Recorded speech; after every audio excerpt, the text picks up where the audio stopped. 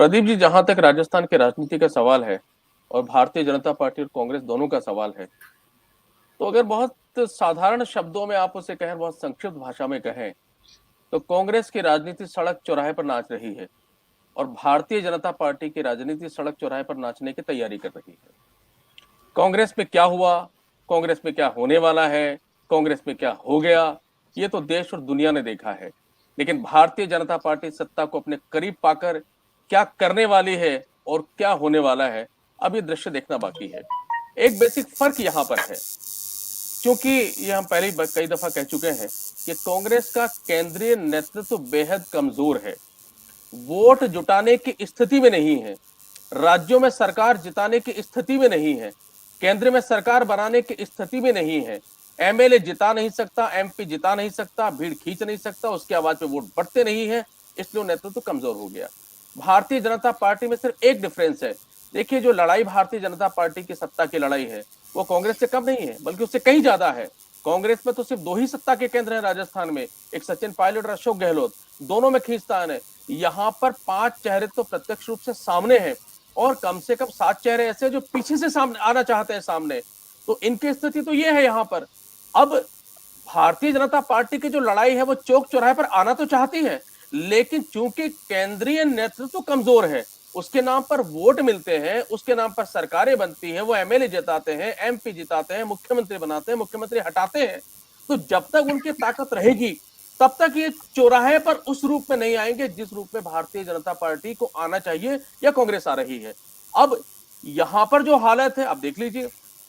वसुंधरा राजे सिंधिया प्रत्यक्ष रूप से, अप्रत्यक्ष रूप से पिछले 4.5 साल से यही कह रही है कि अगर मुझे नहीं लाया जाएगा, उनके समर्थक कहते अगर इनको नहीं लाया जाएगा तो सत्ता नहीं आ सकती। बीच में जब नड्डा यहां पर आए और ये घोषणा कर दी गई कि चेहरा तो मोदी के नाम पर लड़ा जाएगा, कुछ समय के लिए शांत हुई, लेकिन अब जब देखा कि सत्ता करीब आ रही है, चुनाव करीब आ रहे, वापस चालू हो गई वो। लेकिन ऊपर का जो चाबुक इतना कमजोर है कि देवी सिंह भाटी को कहने के बावजूद कि हम उनको पार्टी में लेने वाले हैं, अंत में पार्टी में ले नहीं पाए और वहां से आदेश आया कि हम एक कमेटी बनाएंगे, कमेटी फैसला करेगी, उसमें सतीश पूनिया उसके हेड होंगे और जब तक वो कहेंगे तब तक आप ले नहीं सकते। तो भारतीय जनता पार्टी भी उसी चौराहे पर खड़ी है, सत्ता की भूख में वही सब कुछ करने वाली है, वही करने जा रही है, वही करना चाहती है।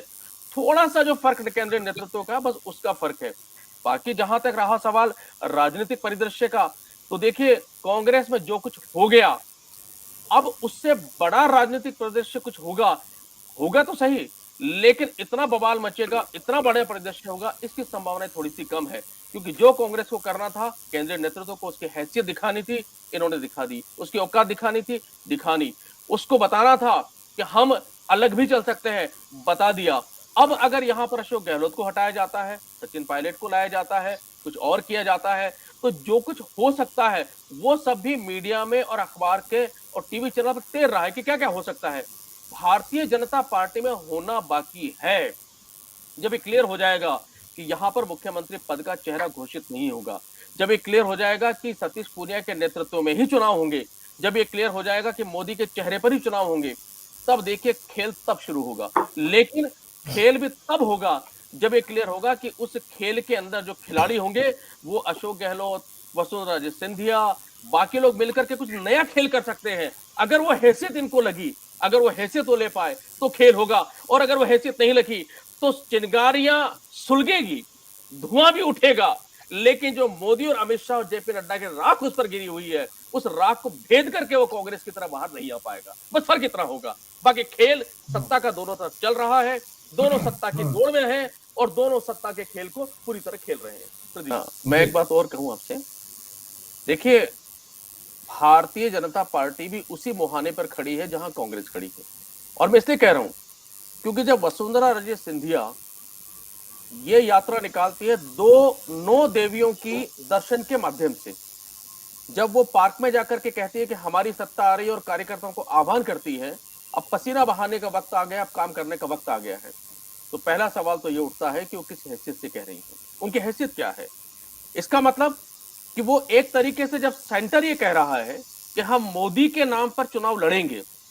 हमारे यहाँ कोई चेहरा नहीं होगा, और जब वसुंधरा राजे सिंधिया जो प्रदेश अध्यक्ष भी नहीं है, अगर वो यात्रा निकालती हैं, अगर वो कार्यकर्ताओं का आह्वान करती हैं, तो इनडायरेक्टली वो भी इस समय जो केंद्र की भारतीय जनता पार्टी की सत्ता है उसको चैलेंज कर रही है कि वसुंधरा राजे सिंधिया भी एक तरीके से प्रत्यक्ष या अप्रत्यक्ष रूप से केंद्रीय नेतृत्व को, मोदी, अमित शाह, जेपी नड्डा को यह संदेश दे रही हैं कि अगर यहां पर चुनाव लड़ना है तो आपको मेरा नाम डिक्लेयर करना होगा, और अगर आपने नहीं किया तो रास्ता वापस से उसी दिशा में जा सकता है जिस तरीके से अशोक गहलोत ने बनाया। तो दोनों पार्टियों को कह रहे हैं समानता देखिए।